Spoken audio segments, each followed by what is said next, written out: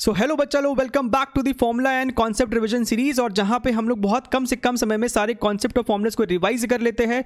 We have already done a lot of topics और आप सभी के बहुत डिमांड के बाद सिंपल हार्मोनिक मोशन भी आ गया है आप सभी के लिए। तो चलिए हम लोग इसको शुरू करते हैं। यहाँ पे जो हम लोग टॉपिक्स को कवर करने वाले हैं वो आपके सामने लिखा हुआ है, राइट। टू द पॉइंट बातें की जाएंगी, कम से कम समय में आपको सारा आउटपुट चीज़ आपको डिलीवर किया जाएगा। हम लोग यहाँ पे सबसे पहले देखेंगे kinematics and energy in the SHM, steps to find time period, the most important section of this topic. किस तरीके से हम लोग टाइम पीरियड निकालते हैं स्प्रिंग ब्लॉक और सिंपल पेंडुलम का। फिर time period of spring block under constant force, combination of spring cut. और यहाँ पे आपके पास लगातार कुछ ऐसे सिचुएशन है जिसके ऊपर आपको पहले भी सवाल पूछा जा चुका है, तो आपको सभी केसेस का रिजल्ट दिखाया जाएगा यहाँ पे, ठीक है। SHM of a block in a liquid, piston in a cylinder, this is from thermodynamics. Tunnel of a planet from gravitation, SHM of a charge from electrostatics, physical pendulum, torsional pendulum, SHM of a dipole in a field। यहाँ पे आपको electric dipole भी हो सकता है in the electric field, या फिर आपको मैग्नेटिक डाइपोल हो सकता है इन योर मैग्नेटिक फील्ड। तो सभी हम लोग यहाँ पे देखेंगे। चलिए इसको शुरू करते हैं, राइट। तो सबसे पहले आप सभी को पता होना चाहिए कि सिंपल हार्मोनिक मोशन तब होता है when the force is proportional to -x। यानी कि अगर आपने पार्टिकल को ये x = 0 मान लीजिए, वो पोजीशन है जहां पे आपका पार्टिकल रेस्ट पे है, इसको हम लोग कहते हैं मीन पोजीशन। ये वो पोजीशन है जहां पे पार्टिकल पे नेट फोर्स 0 है, राइट। मीन पोजीशन का मतलब ये नहीं होता है कि स्प्रिंग का नेचुरल लेंथ है। मीन पोजीशन का मतलब होता है वहां पे पार्टिकल पे लगने वाला नेट फोर्स 0 है। अगर हमने यहां से पार्टिकल को let's say right side displace किया है तो पार्टिकल पे एक फोर्स लगना चालू हो जाएगा towards the left, which will try to move this particle towards the mean position, right. तब हमको सिंपल हार्मोनिक मोशन होता है। अगर यहाँ पे -x² होगा तो वो सिंपल हार्मोनिक मोशन नहीं कहलाया जाएगा, ठीक है। वेरी इंपॉर्टेंट एंड की पॉइंट। तो यहाँ पे आप देख सकते हैं, अगर आपको ऐसा है तो अगर आप इसको हटाएंगे साइन को तो आपको एक कांस्टेंट k आएगा। इस k को स्प्रिंग कांस्टेंट से ना कंफ्यूज करें, ये आपको सिंपली एक कांस्टेंट है। तो f को हम लोग लिख सकते हैं मास इंटू एक्सेलरेशन, यहाँ से आपका a आ जाएगा -k/m इंटू x, और a को हम लोग लिख सकते हैं d²x/dt²। इसको आप लेफ्ट साइड लेके जाओगे, ये आपको बन जाएगा standard differential form of simple harmonic motion. इसका जो सोल्यूशन होता है ये होता है x = a sin ωt + phi। a होता है amplitude of the simple harmonic motion, amplitude होता है maximum displacement from the mean position, omega आपका हो जाएगा एंगुलर फ्रीक्वेंसी, और phi आपका होता है initial phase constant, right. phi आपको ये बताता है कि समय 0 पे आपका पार्टिकल कहाँ पे था। आप यहाँ पे t को 0 पुट करें, राइट। मान लीजिए phi की वैल्यू है 30 डिग्री, सपोज कीजिए phi की वैल्यू है 30 डिग्रीज, तो ये कितना हो जाएगा, समय को यहाँ पे आप 0 पुट करेंगे तो ये आपको आ जाएगा a sin 30 degree which is your a/2। तो आपको पता चल गया कि समय 0 पे पार्टिकल x = a/2 पे था। That is the only purpose of phi, कि आपका पार्टिकल स्टार्ट कहाँ से हुआ है, ठीक है। अच्छा, अब यहाँ पे ध्यान से देखिए, ये जो आपका k/m है ना, यानी कि x के साथ यहाँ पे जो कोएफिशिएंट जुड़ा हुआ है यही आपको होता है ω²। तो आप यहाँ से टाइम पीरियड निकाल सकते हो 2π/ω, यानी कि 2π√m/k, where k is the constant of proportionality over here, ठीक है। अच्छा, अब यहाँ पे आ जाइए, एक बार आपके पास x की वैल्यू आ जाती है, फिलहाल के लिए हम लोग phi को अभी इग्नोर कर रहे हैं, x आपका हो जाएगा a sin ωt। तो आपके पास वेलोसिटी का फॉर्मूला आ जाता है। अब वेलोसिटी का फॉर्मूला हमें 2 फॉर्म में याद होना चाहिए, एक तो as a function of x which is your ω√a² - x², और दूसरा as a function of time which is your aω cos ωt, ठीक है। अच्छा, अब ये सब चीज़ आपको पता होना चाहिए कि आपका वेलोसिटी मैक्सिमम कब होता है। तो ये आपको मैक्सिमम होता है एट द मीन पोजीशन। आप जब x को 0 पुट करेंगे तो ये आपको आ जाएगा +−ω_a। प्लस का मतलब है कि पार्टिकल राइट साइड जा रहा है, और माइनस का मतलब है कि पार्टिकल आपको लेफ्ट साइड जा रहा है, राइट। पार्टिकल आपका बेसिकली ऑसिलेट कर रहा है बिटवीन -a एंड +a। इस तरीके से टू एंड फ्रो वो ऑसिलेट कर रहा है, ठीक है। मिनिमम कब होगा, तो अपने एक्सट्रीम्स पे होगा। बात करते हैं एक्सेलरेशन की, तो इसका भी 2 फॉर्मेट आपको याद होना चाहिए, एक as a function of x और दूसरा as a function of time. As a function of x की बात करें तो ये आपको होता है minus omega square x, and as a function of time ये आपको होता है minus omega square a sine omega t, right. अच्छा, ये मैक्सिमम कब होगा? तो एक्सट्रीम्स पे होगा। जब आपका एक्स ए होगा तब आपका एक्सेलरेशन मैक्सिमम होगा टुवर्ड्स लेफ्ट, और जब ये माइनस ए होगा तब आपका एक्सेलरेशन फिर से मैक्सिमम होगा बट टुवर्ड्स राइट। इसका वैल्यू होता है, मैग्नीट्यूड होता है omega square capital A. Mean position पे आपका एक्सेलरेशन 0 होगा, ठीक है। अब यहाँ से आप काइनेटिक एनर्जी भी देख सकते हैं, ये आपको होता है हाफ एम वी स्क्वायर, और वेलोसिटी का मेरे पास फॉर्मूला है as a function of x. इसको यहाँ पे डालिए, ये आपको रिजल्ट निकल के आ जाता है। इस पे आपको जुलाई में भी 2-3 सवाल पूछा गया था, तो आपको ये सब फॉर्मूलाज पता होना चाहिए, ठीक है। अच्छा, एसएचएम के साथ एक और ख़ास बात यह है कि टोटल एनर्जी हमेशा कांस्टेंट रहता है। यहाँ पे आपको सिर्फ कंजर्वेटिव फोर्सेस ही है, तो आपका टोटल एनर्जी जो है आप देखिए वो है half m omega square a square. This always remains constant, right, half m omega square a square, and potential energy is your half m omega square x square. तो अगर आप इसको और इस एनर्जी को ऐड करोगे तो आपको टोटल एनर्जी मिल जाएगा, ठीक है। अब हम लोग यहाँ पे थोड़ा सा बात कर लेते हैं ग्राफ के बारे में। ये आपको ग्राफ है kinetic energy and potential energy का, जहाँ पे हमने मीन पोजीशन पे यानी कि x इज इक्वल टू 0 पे पोटेंशियल एनर्जी को 0 लिया है, ठीक है।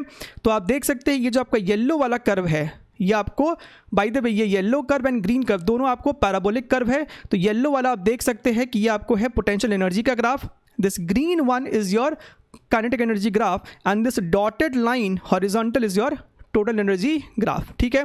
लेकिन कभी कभी हमको ग्राफ में ये दिया जा सकता है कि रेफरेंस को यानी कि मीन पोजीशन पे हमने पोटेंशियल एनर्जी को 0 नहीं लिया है, कुछ यू नॉट है, तो ग्राफ आपका इस तरीके से होगा, ठीक है। तो ग्राफिकल बेस्ड क्वेश्चन हो सकता है, आपको ये ग्राफ दिखा के पूछ सकता है कि बताइए कि मीन पोजीशन पे पार्टिकल का पोटेंशियल एनर्जी क्या है। तो आपको सिर्फ ग्राफ को रीड करना आना चाहिए, ठीक है।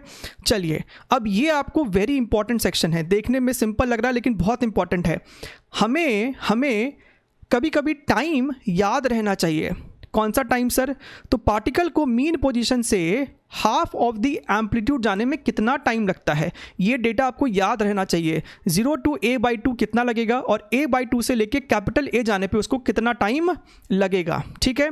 मान लीजिए कि पार्टिकल का जो टाइम पीरियड है वो कैपिटल टी है, कहने का मतलब है वो जब यहाँ से यहाँ जाएगा वापस इधर and back to mean position, इसको बोलते हैं 1 कंप्लीट ऑसिलेशन। उसका टाइम पीरियड मान लीजिए कैपिटल टी आता है, ठीक है। तो मीन पोजीशन से एक्सट्रीम जाने का टाइम होगा t/4, ठीक है।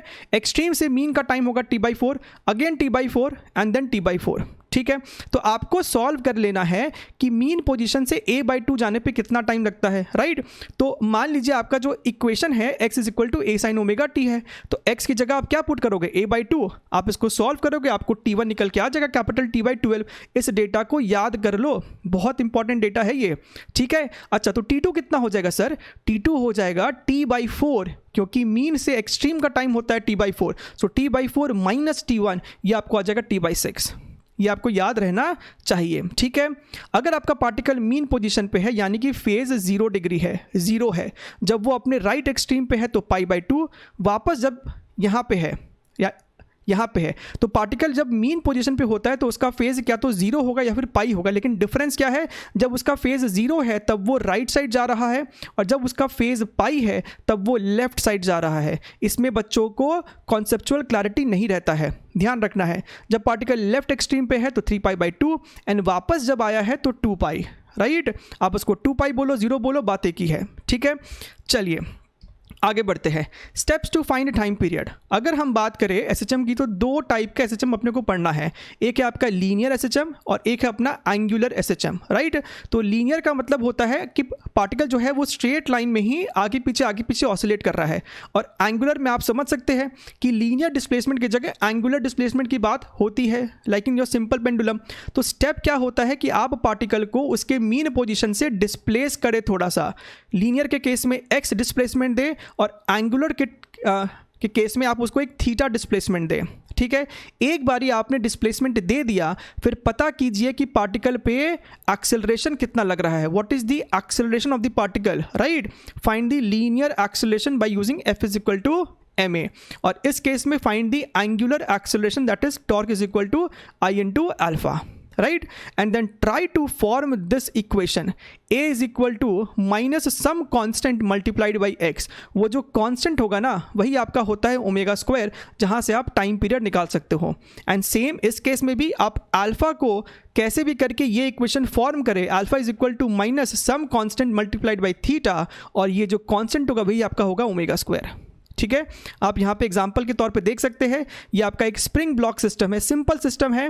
यहाँ पे आपका ब्लॉक रखा हुआ है, वो अभी रेस्ट पे है, इक्विलिब्रियम में है, मीन पोजीशन इसका यहीं पे है.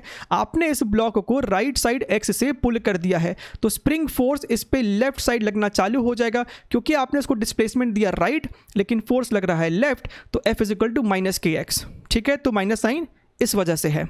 अच्छा, एफ को आप लिख सकते हो m a, right? Spring force क्या होता है? स्प्रिंग कांस्टेंट इनटू एक्स, तो एफ को आप लिख सकते हो मास इनटू एक्सेलरेशन, तो ए आपका आ गया माइनस के बाई एम इंटू एक्स, और के बाई एम आपका हो जाएगा ओमेगा स्क्वायर. यहाँ पे के आपका स्प्रिंग कांस्टेंट ही कहा जा रहा है. ठीक है, सो टी का फॉर्मूला होता है 2 पाई रूट एम बाई के. वेरी स्टैंडर्ड फॉर्मूला, आपको याद रहना चाहिए.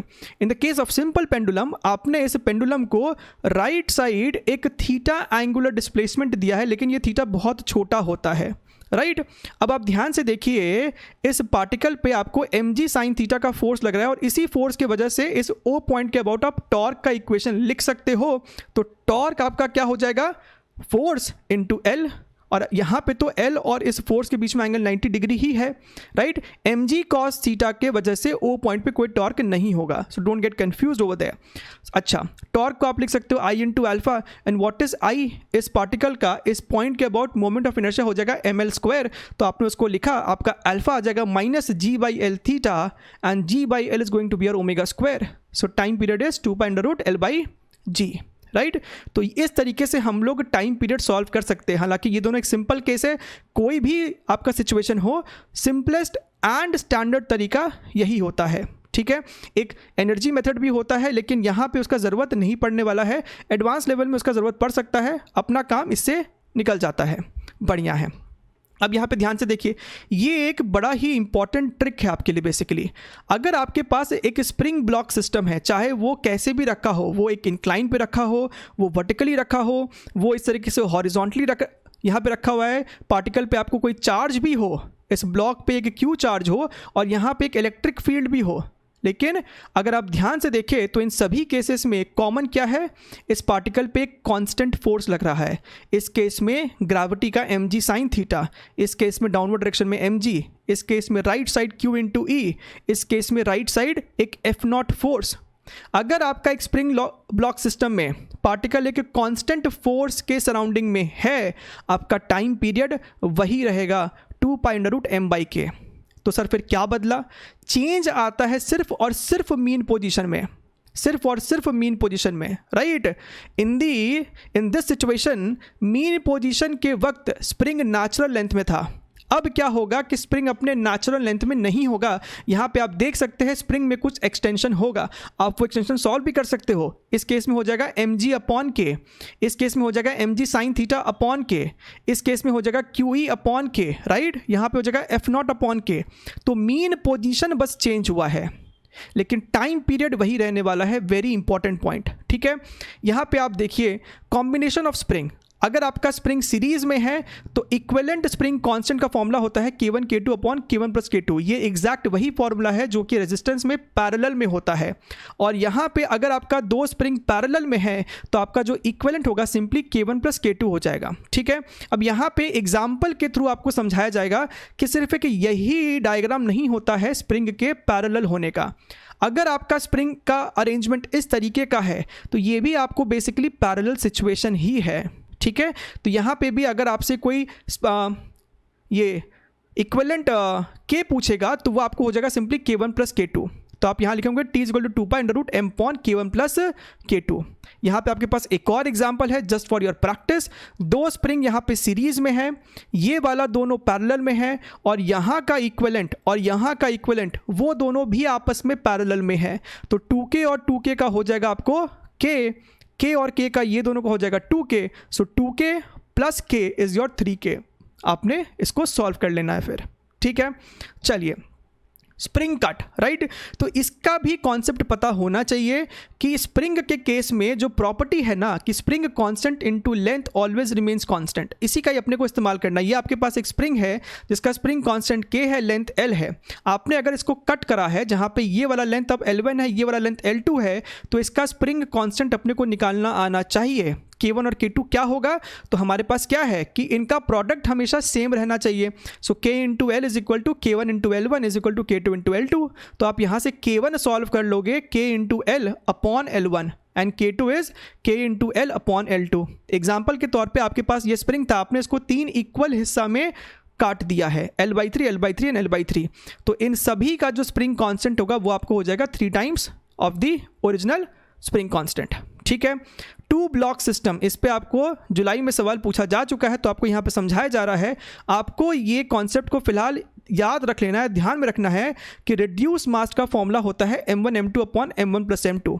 अगर आपके पास ऐसा कोई सिचुएशन हो कि 2 ब्लॉक हो और इसके बीच में आपको एक स्प्रिंग लगा हुआ है, राइट, तो आपका ये फॉर्मूला बन जाएगा टाइम पीरियड का 2 pi under root reduced mass upon k equivalent.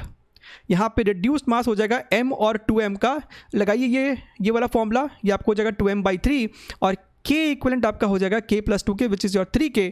तो आपको ये रिजल्ट निकल के आ जाएगा टाइम पीरियड का, ठीक है, बढ़िया है। आप यहाँ पे ध्यान से देखिए, ब्लॉक इन अ लिक्विड, मान लीजिए आपके पास एक ब्लॉक है और वो उस लिक्विड में रखा हुआ है, वो अभी फ्लोट कर रहा है, density of solid is less than density of liquid, तो वो अभी फ्लोट करेगा। मान लीजिए कि इसका h लेंथ लिक्विड के अंदर है, इसका जो क्रॉस सेक्शन एरिया है वो आपको कैपिटल A है, इसका टोटल लेंथ आपको कैपिटल L है, density ρs, density of liquid is ρl। आपने इसको x डिस्टेंस से नीचे हल्का सा सप्रेस करके छोड़ दिया तो ये ऊपर नीचे ऑसिलेट करता रहेगा and we are assuming no viscous force over here, right. तो इसका जो टाइम पीरियड का फॉर्मूला होता है आप इसे 2 फॉर्मेट में याद रख सकते हैं।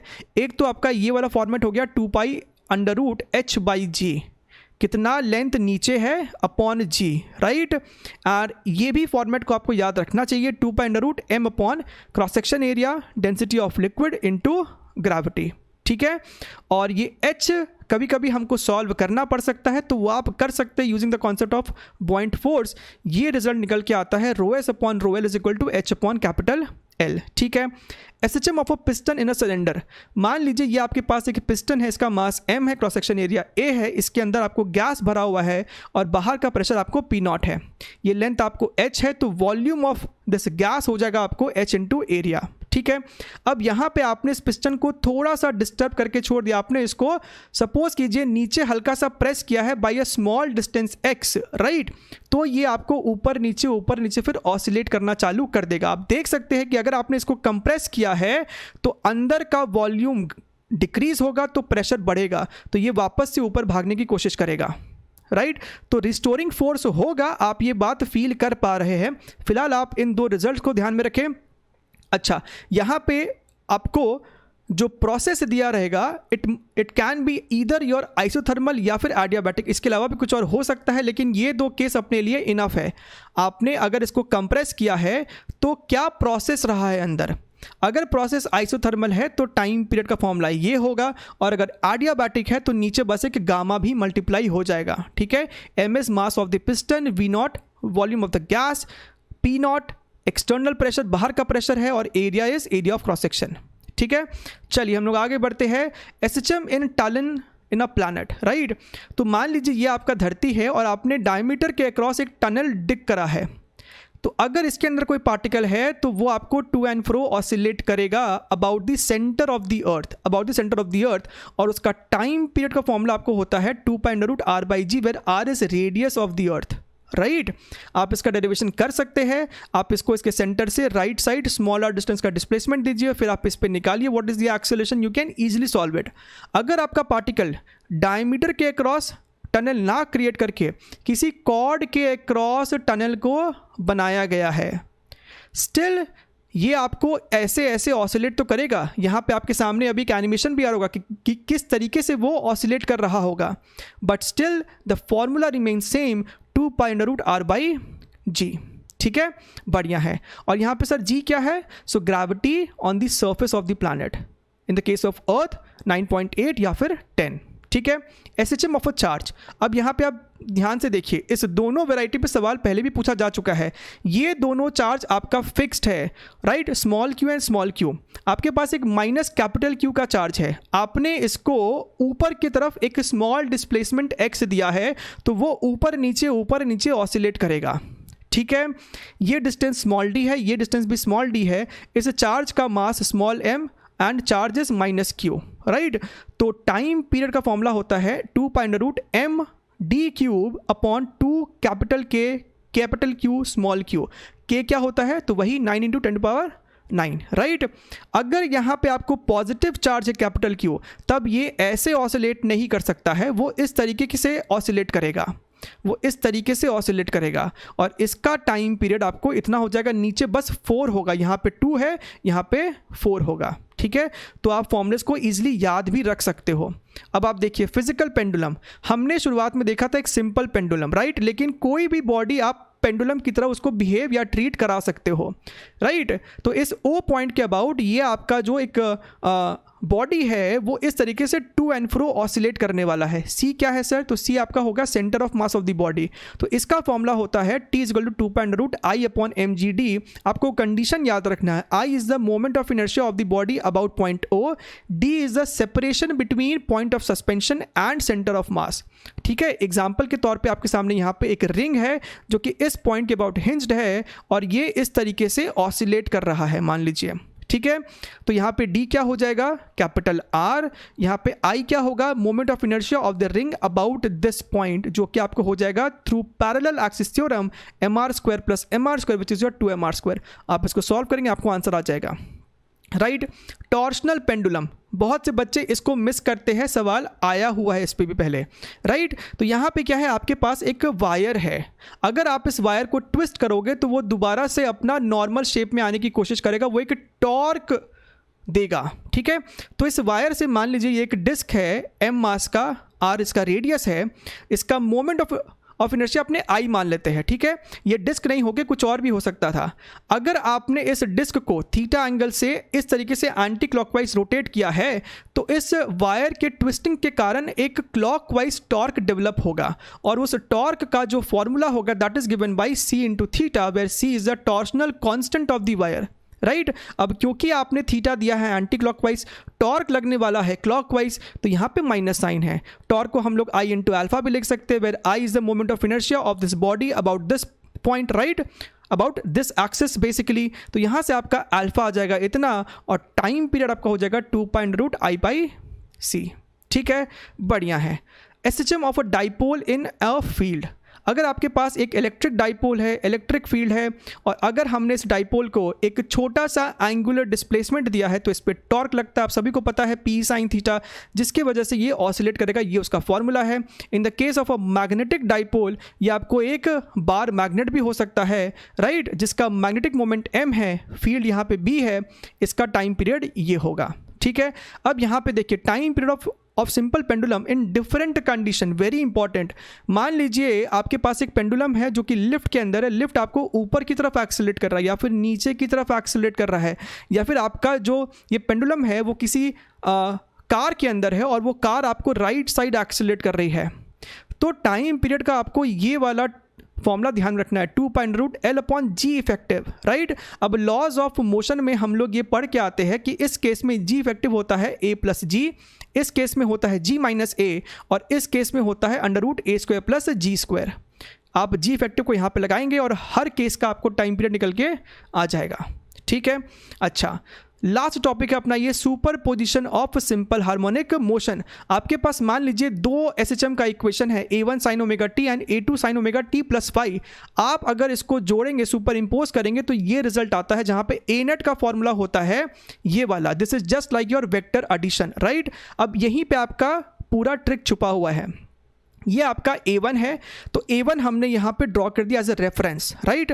अब अगर आप A2 को देखें तो A2 A1 के कंपैरिजन में फेज डिफरेंस कितना है, इसका फेज है ωt, इसका फेज है ωt + phi, तो A2 phi फेज आगे है, तो हमने A2 को ऊपर बना दिया, राइट, phi का फेज डिफरेंस है।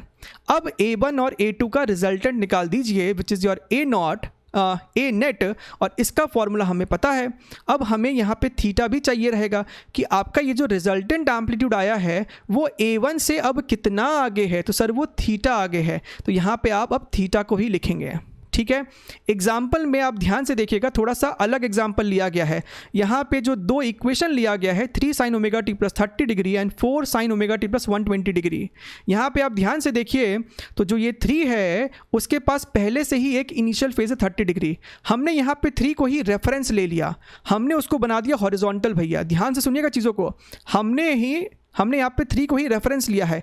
तो 4 कितना फेज आगे है 3 से, 120 माइनस 30 कितना फेज आगे है, कितना लीड कर रहा है, तो 90 डिग्री का तो सर आया है फेज डिफरेंस।